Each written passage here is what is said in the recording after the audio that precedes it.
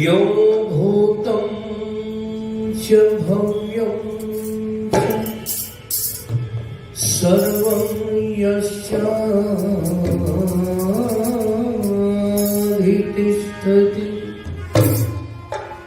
स्वयस्य चैकेवलं तस्मै ज्येष्ठाय ब्रह्मणे नमः।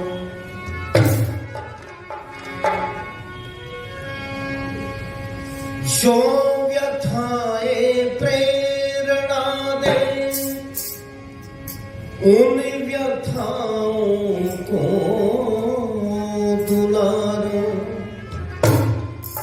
जूझ कर कठिनाइयों से रंग जीवन का लिखा, वृक्ष कट कट कर बढ़ा है, दीप बुझ बुझ कर जला है।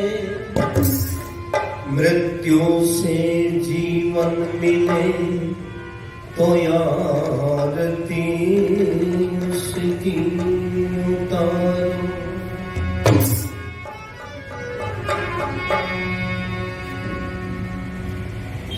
आइए एक बार सभी सीधे होकर के बैठे। बहुत अच्छा है। यदि वृक्ष झुक जाता है तो जल्दी टूटता है, ठीक है ना? और वो सीधा मजबूत खड़ा रहता है तो जल्दी टूटता है क्या? नहीं टूटता। ऐसे बहुत देर से बैठे हो लेकिन फिर भी प्रयास करें। आइए एक भजन इससे पहले कि मैं संबोधन दूं।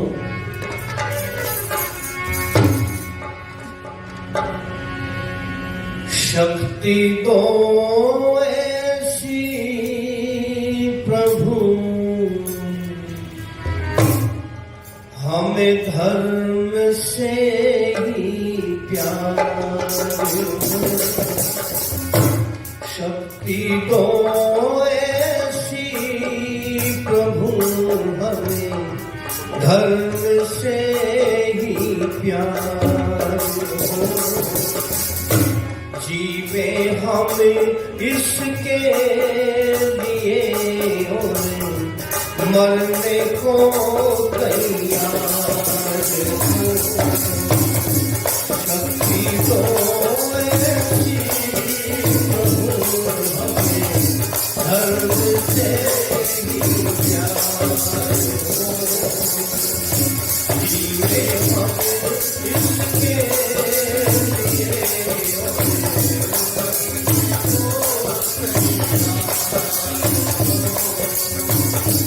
शक्ति दो ऐसी प्रभु हमें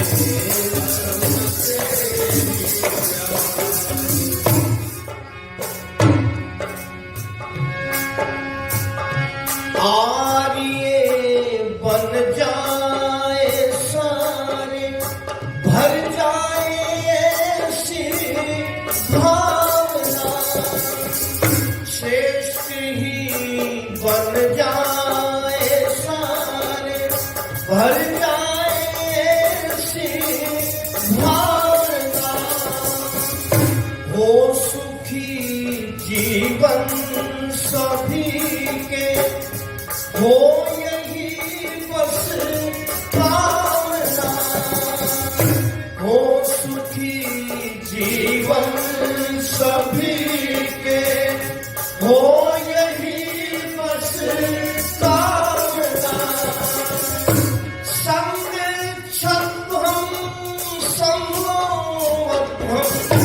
संग छद्म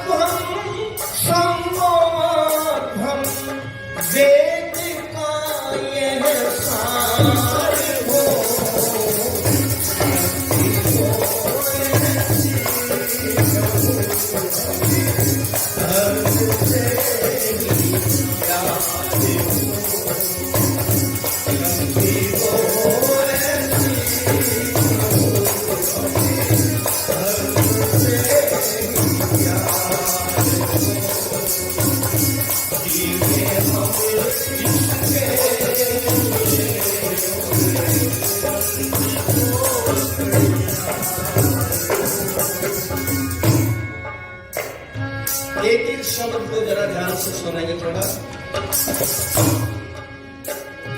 ना कभी भटके ना उलझे सत्य के मार्ग से हम, ना कभी भटके ना उलझे सत्य के मार्ग से हम, हो सभी दस वश में अपने जब तन दिस तन में दम, पाँच को आने न देने, पाँच को आने न देने, करते रहे इंतजार।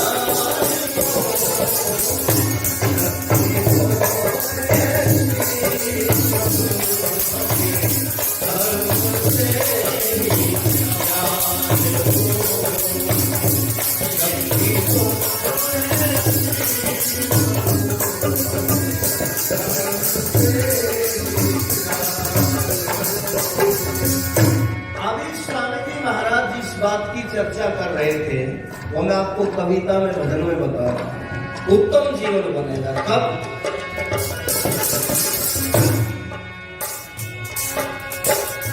आठ को धारणी करे तीन को माने सदा, आठ को धारणी करे तीन को माने सदा, तीन फिर टल जाए हमसे प्रभु तीन को जाने सदा, आसरा हो एक का ही, आसरा हो एक का, वो तुम्हीं निराकारी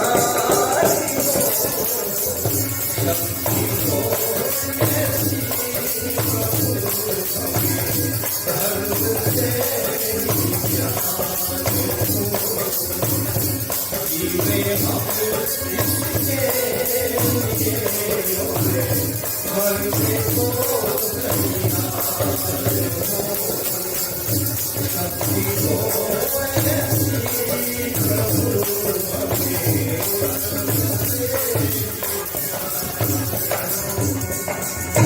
और हर राष्ट्र भगत को, हर ईश्वर भगत को, हर सच्चे इंसान को आज परमात्मा से प्रार्थना करनी पड़ेगी, करनी पड़ेगी। मैं ये नहीं कहता करनी चाहिए, बल्कि यूं कह रहा हूं कि करनी पड़ेगी। कैसी?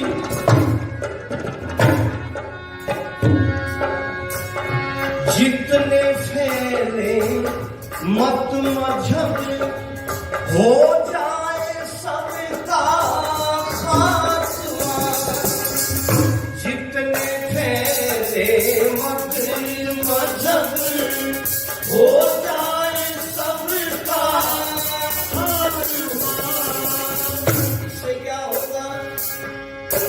विवादों का होवे शमन, बन जाए सब धर्मात्मा, विवादों का होवे शमन, बन जाए सब धर्मात्मा, राम निवास आर्यों का, राम निवास आर्यों का, हर जगह पर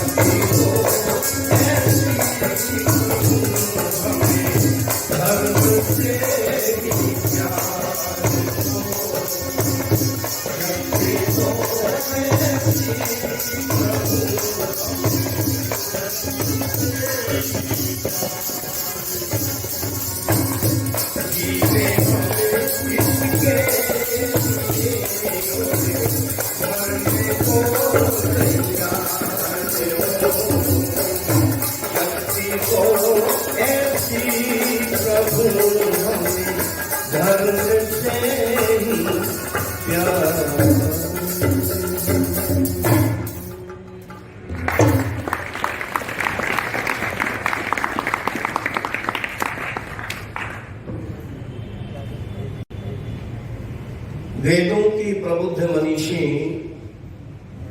श्रद्धे स्वामी श्रद्धानंद जी महाराज, अन्य हमारे बीच में आए हुए सभी सन्यासीगण और इस वैदिक मंच पर विराजमान अपने आर्य समाज के धर्माचार्य श्रद्धेय श्री आचार्य क्रमवीर शास्त्री जी और बहुत ही आदरणीय हमारे प्रमोद शास्त्री जी, सूर्यदेव जी, आर्य समाज के हमारे यशस्वी प्रधान जी, मंत्री जी, कोषाध्यक्ष जी, अन्य सभी पदाधिकारीगण और सारे चेहरे मेरे सामने जाने पहचाने हैं। मिनट थोड़ी है, बातें बहुत कहनी है। आज घंटा नहीं, आज मिनट है। वो किसी ने पूछा किसी से, भाई साहब क्या टाइम हो गया? बोला भाई बजने में 15 मिनट रह गई। थोड़ी सी देर में उसने फिर पूछा, कहने लगा अरे क्या टाइम हो गया? कहने लगा अब तो बज के 10 मिनट होगी। बोला भले आदमी बजने में 15 मिनट रहेगी, बज के 10 मिनट होगी। कितने बजने में रह रही थी? कितने बज के होगी? कहने लगा मेरी घड़ी में घंटे वाली सुई नहीं है। घंटे वाली सुई कौन है मेरी घड़ी में? तो मिनटों से काम चलाना है। बहुत सुंदर चर्चा स्वामी जी महाराज हमारे बीच में कर रहे थे और विद्यार्थियों के लक्षण भी बताए उन्होंने। पूज्य स्वामी जी महाराज ने बताया विद्यार्थी के, अच्छे विद्यार्थी के 5 लक्षण। कितने बताए थे ना बच्चों? कितने बताए थे? 5 लक्षण जो है स्वामी जी महाराज ने आपके बीच में बताए थे और उन 5 लक्षणों को बताते हुए कहा था कि विद्यार्थी के 5 लक्षण कौन से हैं? याद हो गए होंगे। स्वान निद्रा काक्षेष्टा वको ध्यान तथा विचय अल्पहारी विषय त्यागी विद्यार्थी 5 लक्षण। ये अच्छे विद्यार्थी के 5 लक्षण हैं। और बुरे विद्यार्थी के बता दूं, जैसे आप में नहीं है ऐसे, पर कोई हो तो उसे बताना। हमारे पूज्य दादा गुरु स्वामी भीष्म जी महाराज ने इसके बदले में दूसरा श्लोक पढ़ाया था और वो कहा करते थे भाई अच्छा विद्यार्थी जो नहीं है उसके 5 कुलक्षण हैं। 5 कुलक्षण कौन से हैं? कोटन चे, बूटन चे, पतरूनन चे, शुभ कर्म हीनम देवी गुलाम। ये 5 उस विद्यार्थी के लक्षण कुलक्षण होते हैं जो जीवन में कोई तरक्की नहीं कर सकता। लेकिन अच्छा विद्यार्थी वो होता है जो अपने से बड़ों का अभिवादन करता है, बराबर वालों का भी सम्मान करता है, माता पिता की भी इज्जत करता है, राष्ट्र से भी प्रेम करता है, धर्म से भी प्रेम करता है और सबसे मेन बात है वो ईश्वर की भक्ति करता है। ईश्वर की भक्ति से जो परे है, परमात्मा को याद नहीं करते। अच्छा रोटी खाने के बाद में ढकार लेते हो तो परमात्मा का नाम आता है कि नहीं बच्चों? हर अच्छा इंसान उसको लेता है। रोटी खाई और बाहर आवाज निकली, उसे अपने गांव की भाषा में ढकार कहते हैं हरियाणा में। और ढकार आई तो कौन सा नाम निकलता है? निकलता है ना, सबके अंदर से निकलता है ओम। ये अच्छे लक्षण होते हैं। ये समझो कि उसकी पाचन शक्ति ठीक है, उसकी जो है ना हाजमा ठीक है, जिसके अंदर से भोजन करने के बाद में ओम का नाम निकला। अब जिसका हाजमा खराब हो वो क्या निकालेगा? उसने जब भोजन किया ओम का नाम पढ़ के चला, पर हाजमा खराब वाला तो बाहर जब निकलने लगा तो क्या कहता? भाई मर गया रे, ऐसे कहता ना।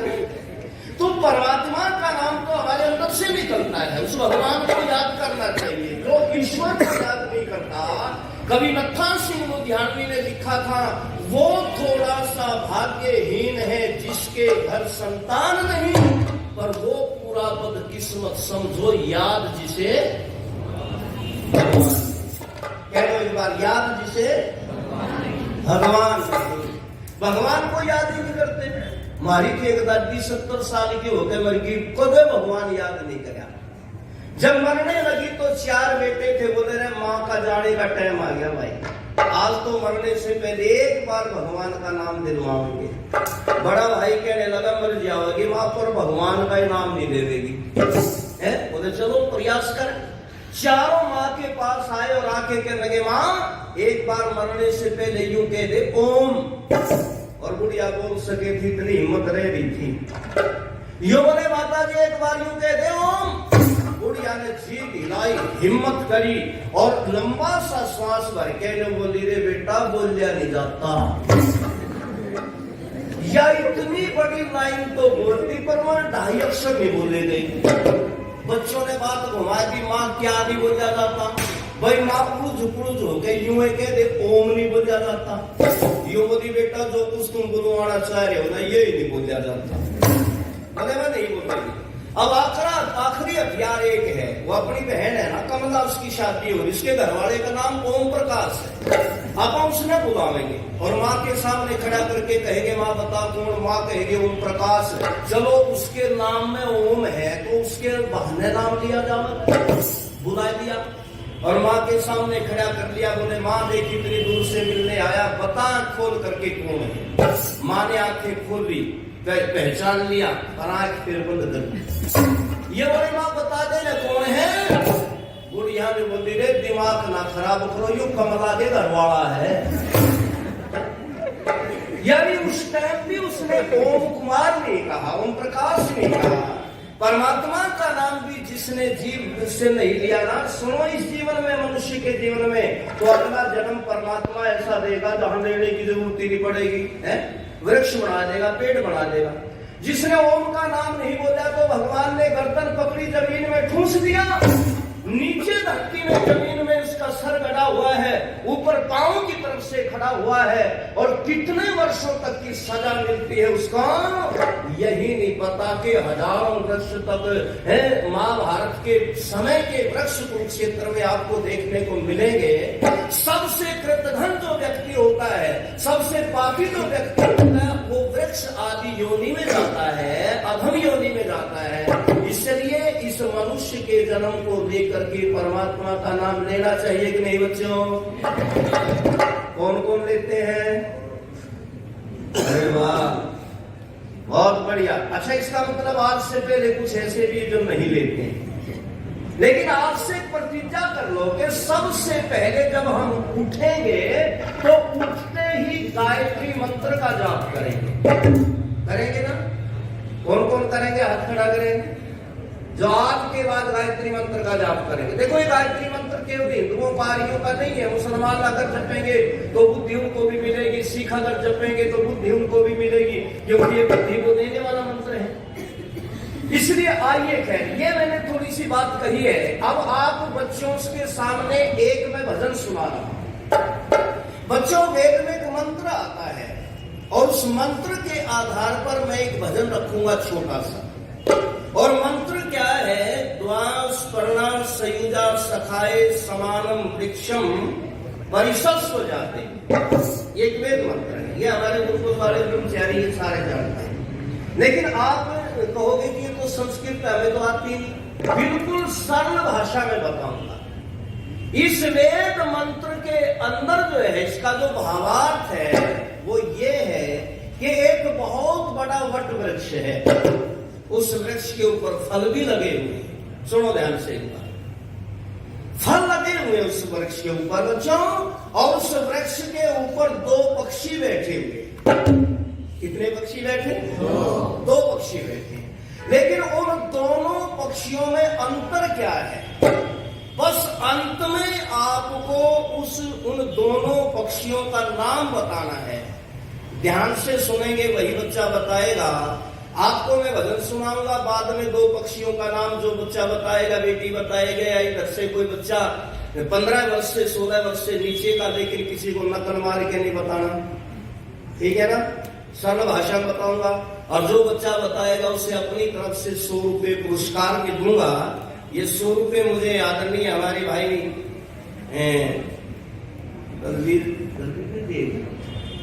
मेरे बड़े भाई हैं भाई तलवीर आर्य, मंत्री गुरुकुल धीरवास, वहां का 4-5 दिसंबर का वार्षिक उत्सव भी है, ये सूचना भी है।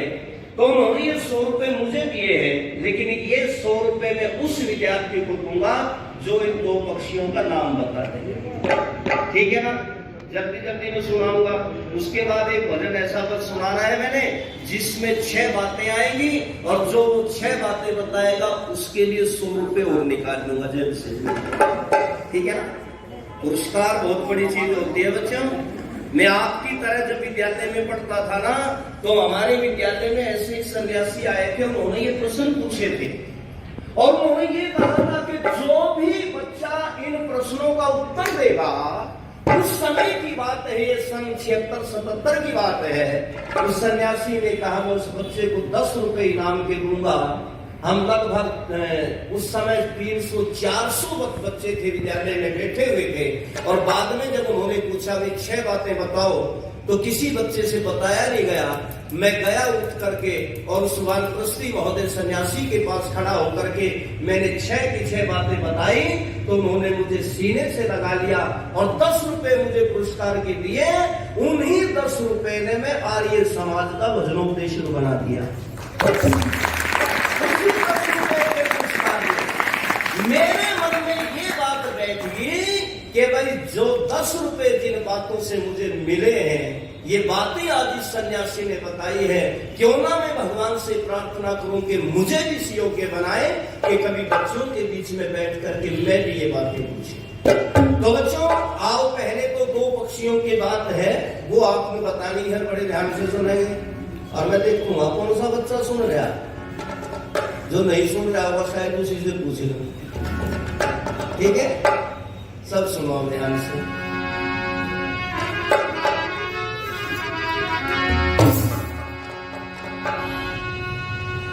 एक वृक्ष पर 2 पक्षी बैठे, पर बोले कुछ भी है ना। तर्ज तो सुनी होगी ना, और तर्ज पे मत जाइए, मेरे शब्दों पे जाइए। एक वृक्ष पर 2 पक्षी बैठे, बोले कुछ भी है ना। एक खा रहा है फल उसके, दूसरे को कुछ खाना, बोलो चाहना, बोलो चाहना। एक वृक्ष पर 2 बैठे, बोले कुछ भी है ना।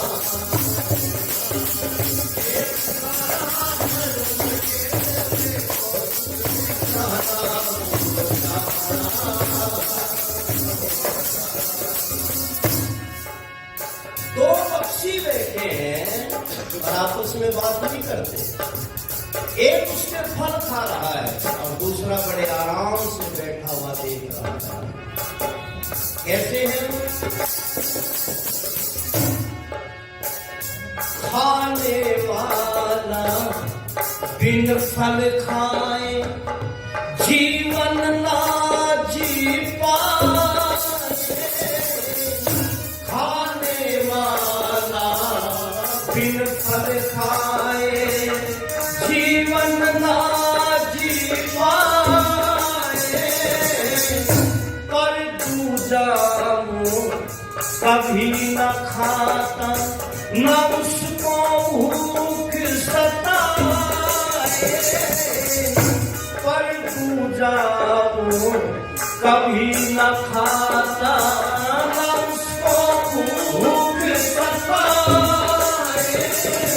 बड़े प्यार से देख रहा, नजरे उस पर टेक रहा। बड़े प्यार से देख रहा, नजरे उस पर टेक रहा। एक नहीं तो 4 नहीं लाखों है उसके नैना बोलो है।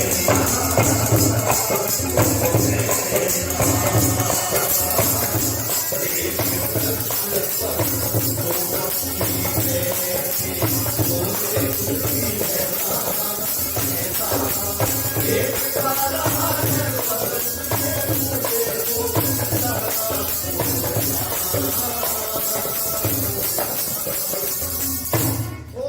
थोड़ी 25% बात शायद आपकी दिमाग में आ गई होगी। आई बच्चों कुछ? बहुत अच्छा।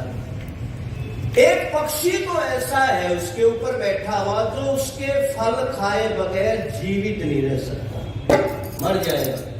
लेकिन दूसरा जो पक्षी बैठा है बराबर में, उसकी इच्छा नहीं होती मैं फल खाऊं, उसको भूख ही नहीं लगती और उसको देख रहा है अपने मित्र को, उसको फल खाते हुए को देख रहा है और खाते हुए को देख करके जलन नहीं हो रही है, बड़ा प्रसन्न हो रहा है वो दूसरा पक्षी।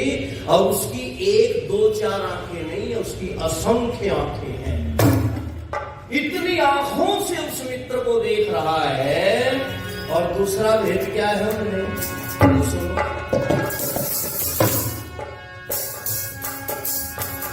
एक है भुक्ता, एक भोगता, दोनों में अंतर भारी। एक है भुक्ता, एक भोगता, दोनों में अंतर भारी। एक न कभी गर्भ में आता पर दूजा है संसारी। एक न कभी गर्भ में आता और दूजा है संसारी। और क्या फर्क है? एक को मिलता सुख दुख है, दूजा देखे एक को मिलता सुख दुख है, दूजा देखे सुख दुख है। और एक और रह सकता है, खा करके बीमार पड़े संकेत करे दिन बेला।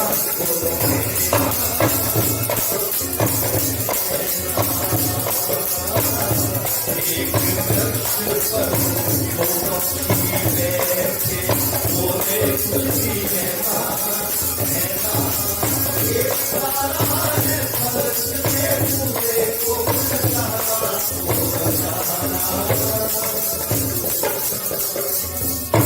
प्यारे विद्यार्थियों, बहनों, भाइयों, माताओं, सज्जनों, भागवत की कथा में 20 दिन सुन लो, आपको ये बातें नहीं मिलेंगी। वहां पर क्या कहेंगे? कृष्ण चोर था, महिलाओं के वस्त्र उठा करके पेड़ पे चढ़ जाता था। कब? जब वो तालाब में स्नान करती थी। वहां पर केवल आपको अपने महापुरुषों का अपमान करने वाली बातें मिलेंगी, लेकिन ये दर्शनों की बातें, शास्त्रों की बातें, वेदों की बातें केवल और केवल आपको आर्य समाज के मंच से मिलेगी। दुनिया में और कोई मंच नहीं है। और सुनो, जो वेद विरुद्ध बात करेगा ना, एक दिन सजा भी भोगनी पड़ेगी। अच्छा, भोगनी पड़ेगी रामपाल को, आपके हिसाब जेल में तो पड़ा है ना। भोगनी पड़ी ना राम रहीम को, भोगनी पड़ी ना आशाराम बापू को। कहां गया वो व्यक्ति जो ये कहता था समोसे कब खाए थे, पीर पर चद्दर कब चढ़ाई थी। लॉकडाउन के समय लोगों ने इस सोशल मीडिया पे इतनी पोस्टें डाली, कहां गया वो कृपा बरसाने वाला? अब उसकी कृपा कहां चली गई?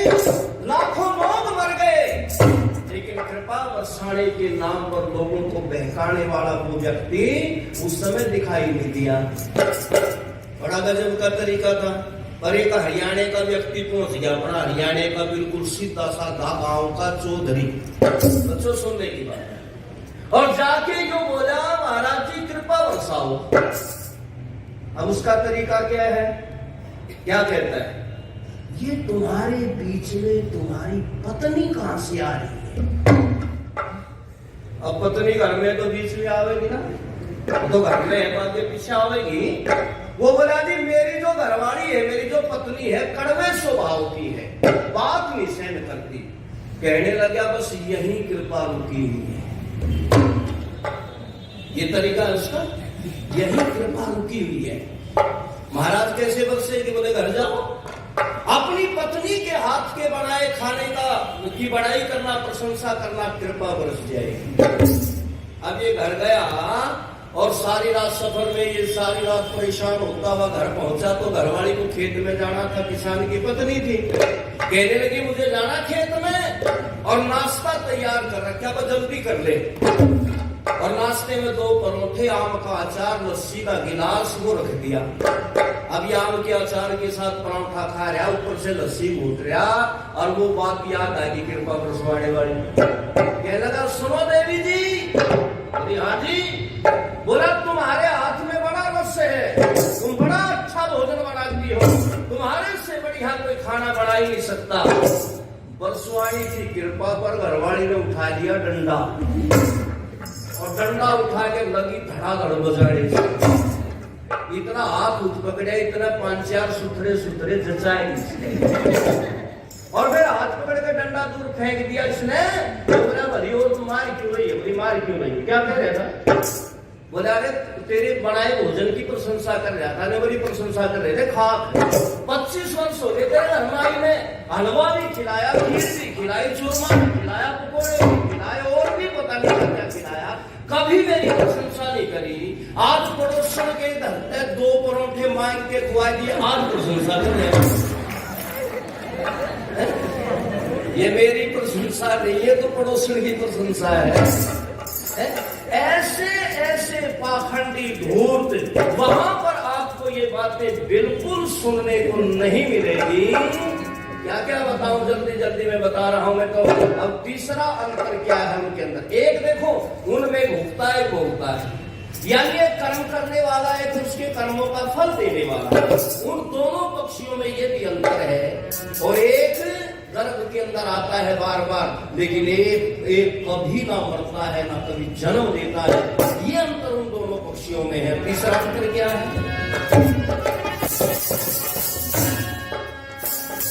एक तो उसके फल खाकर आराम करे सो जाता,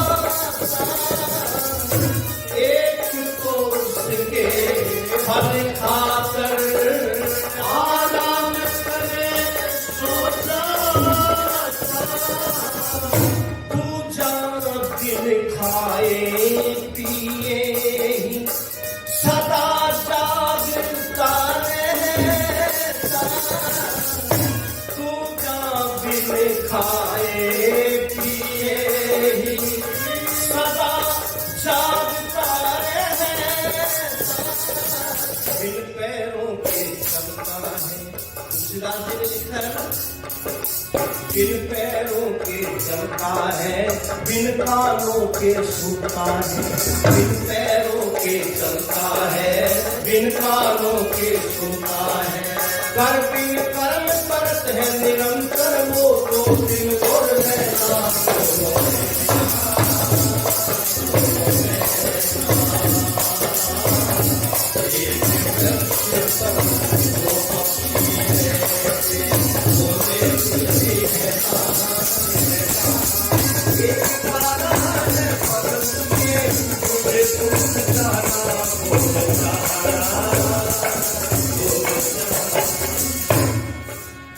अब ये बात सुन लो, फिर आपको पक्षी का नाम बताना दोनों के, ठीक है ना?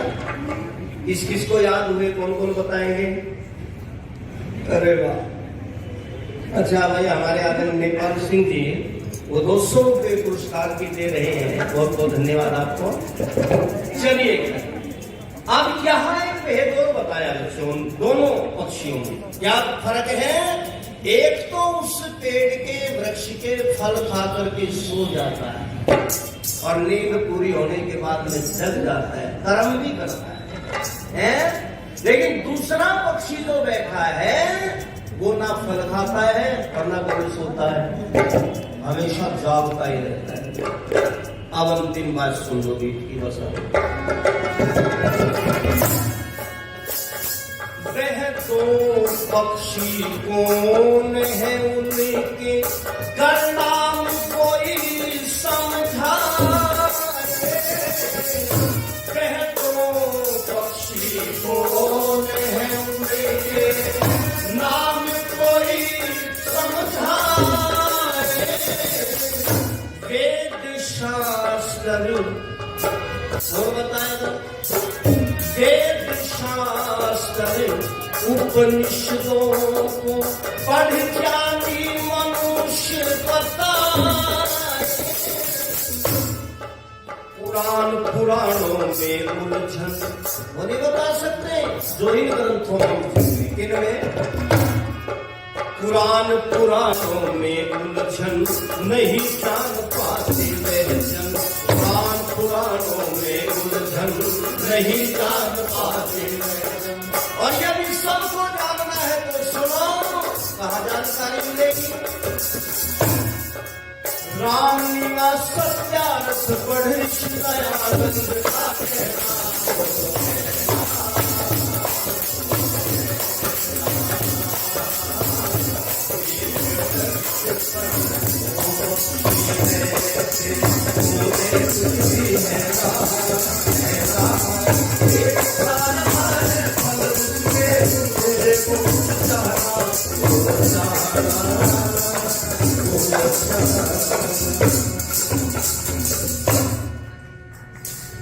अच्छा भजन अच्छा लगे और ताली बजाओ। और उसके बाद ये जो दो पक्षी हैं उन पक्षियों के नाम किस किस को याद है? इतने तो पैसे भी नहीं मेरे पास। देखो सबसे पहले इस बेटी ने हाथ उठा, आजा बेटा एक खड़े होगा, जाओ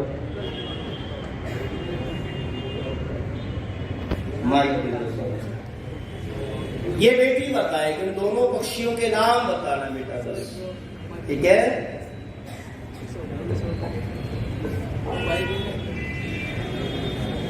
जल्दी बताओ। कौआ मैना। अच्छा चलो कोई बात नहीं, कोई नहीं। पूरी असल में वो कुत्ता मैना वाला भजन था ना, वो दिमाग में रह गया है। एक डाल पर कुत्ता बैल, एक डाल पर मैना, वो याद रह गया। आ जाओ बेटा, आप बताओ, जल्दी आओ, उड़ के आओ, बहुत जल्दी। जो पक्षी खा रहा था वो मनुष्य था, और जो पक्षी देख रहा था बैठ के वो परमात्मा। अरे वाह, तालियां बजाओ। बहुत अच्छी बात है। देखो ये है बात, ऐसी ऐसी बातें आपको जब याद रहेंगी और विद्वानों को सुनने का, ये समाज के सत्संग में आने का ये लाभ है। बिल्कुल सटीक उत्तर बेटी ने दिया है। अब दूसरा भजन मैं सुनाऊं, उसके लिए समय नहीं बचा, इसलिए उसके लिए आपको इंतजार करनी पड़ेगी। फिर ये आर्य समाज के अधिकार मुझे बुलाएंगे या नहीं बुलाएंगे अधिकारी, इनसे आप प्रार्थना करिए, सबको कहिए कि अगली बार फिर बुलाएं, और फिर मैं आपसे उस भजन के द्वारा कुछ पूछूं, क्योंकि अब तो मैं शुरू करूंगा तो बात आधी अधूरी रह जाएगी। 5 मिनट का केवल समय है, अब उसमें एक भजन छोटा सा सुना देता हूं। बच्चों, आप में से कितने बच्चे ऐसे हैं जो सुबह सुबह अखबार में या टेलीविजन में अपनी राशि देखते हैं? बहुत सारे। राशि के ऊपर विश्वास किस किसका है? ये कौन कौन मानते हैं कि जो अखबार में या टीवी के ऊपर बैठ करके वो तिलक लगाने वाला व्यक्ति जो है ना, सजा दशक धज करके आएगा, उनकी बातों पे विश्वास किस किस को है कि वो सच बोलते हैं? किसी को विश्वास है? इधर से किसी को विश्वास है? अच्छा, बहुत सारे देखे, मैंने बहनों को भी देखा, नौजवानों को भी देखा, सुबह अखबार आएगा ना, और नहीं देखेंगे देश में कहाँ आग लग रही, कौन मर गया, कौन जल रहा ना, वो यही देखते हैं सबसे पहले कि मेरी राशि में क्या लिखा हुआ है। पर एक बात बता दूं, ये राशि जो है ना, ये बहुत बड़ा पाखंड दिखाते हैं। राशि के ऊपर जो लोगों को बरगलाते हैं, झूठ बोलते हैं, इन राशियों में कोई भी सत्यता नहीं है। अच्छा, राशि कितने प्रकार की होती है? अच्छा, देखते हो, पता है नहीं आपको? 12 राशि होती है। इन 12 राशियों में क्या खेल है? बस एक भजन सुन लो, आपको इसमें ज्यादा व्याख्या नहीं करूंगा।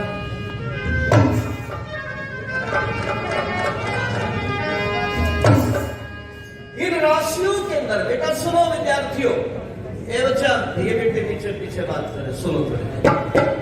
इन राशियों में कहीं पर यह लिखा मिलता है कि तुम्हारे को सुख मिलेगा, कहीं पर लिखा मिलता आपको दुख मिलेगा। लेकिन एक बात बता दूं आपको, इन राशियों का सुख दुख से कोई संबंध नहीं है। लिखने का प्रयास किया था मैंने अभी पीछे कि 12 राशि, 12 राशि का सुख दुख से ना कोई संबंध, क्यों जगत बहकाया है। 12 राशि का सुख दुख से ना कोई संबंध, जगत बहकाया है। 12 राशि का सुख दुख से ना कोई संबंध। क्या है राशि? सुनो, एक नाम राशि वाले लाखों मिलते नर नारी। एक नाम राशि वाले लाखों मिलते नर नारी। कोई बाबा जी, कोई है कातिल और कोई है घरवारी। कोई बाबा जी, कोई है कातिल और कोई है घरवारी। विचारधारा न्यारी न्यारी, विचारधारा न्यारी न्यारी, कोई मिलेंगे बहुत मगन देश भगाए। राशि का सुख से ना कोई संबंध, देश भगाए।